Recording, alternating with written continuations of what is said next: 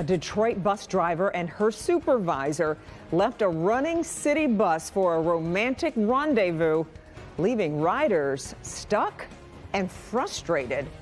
This was just one of the issues uncovered in a new report from the Detroit Inspector General. The report says the two were caught being romantic during work hours multiple times, causing long delays. Noel Friel spoke with city leaders tonight. In Noel, this report claims management failed to investigate this properly. Yeah, that's right, Kimberly. The Office of Inspector General found that supervisor and employee were having what it called romantic interactions both on the city bus and during working hours. But the even bigger problem, according to this report, is what happened after that relationship was discovered. All right. If you like this seems so preschool to me.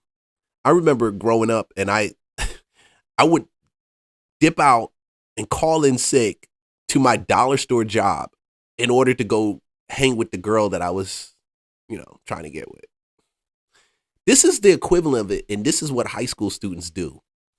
And this, to me, this is the part of the culture that we scratch our heads and we wonder sometimes, why is it that Black America and certain Black America, why is it that some of us are at that place?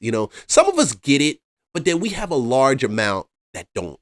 And I believe it is our responsibility to help those that that don't quite get it, But this is so high school. It's so high school. Started with an anonymous complaint back in June alleging that a senior transportation service inspector, Andre Reese, and bus driver Dana Ruff engaged in indecent activity on a city bus.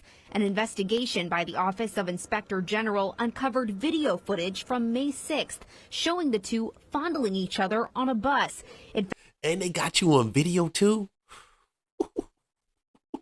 Found Reese then reported an unsubstantiated mechanical issue with the bus, took the bus out of commission, and took Ruff to a fast food restaurant, disrupting service for 115 minutes. On May 20th, it says Reese and Ruff again met up multiple times during Ruff's route and at one point abandoned the bus while it was still running. That day, DDOT received a complaint via a customer assistance form about the abandoned bus, but Inspector General Kamal Marable says leadership didn't investigate it properly. We found out that the supervisors who were responsible for dealing with this type of issue were very lenient in their response to it.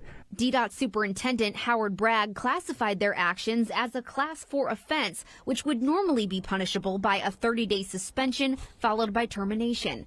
Instead, he gave them both 5-day suspensions. Marable says he never reviewed the video footage of the two inside the bus. For some reason, this individual only chose to review the footage basically from outside of the bus and not the full interaction. So we found that very problematic.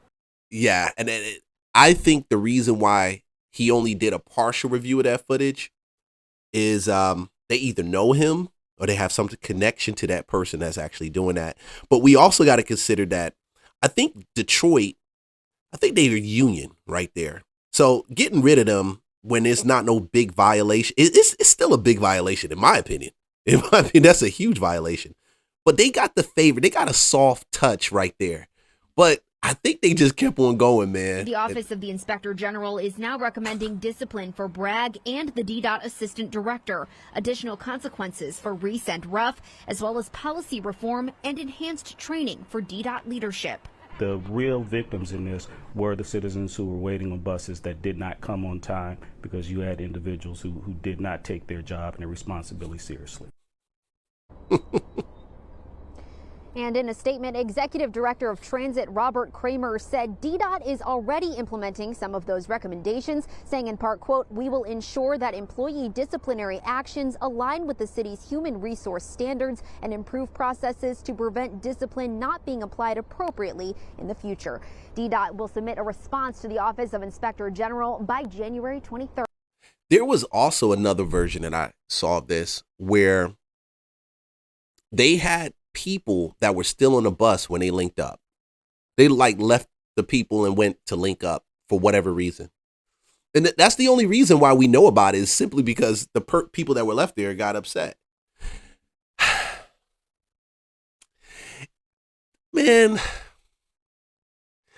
you got to draw a line between your business and your money and this relationship thing when it comes to women. I blame the guy. I really do. I don't blame her. She only did what she wanted to do, like what she thought she can get away with. It was her supervisor. And she's a female with the supervisor, a male.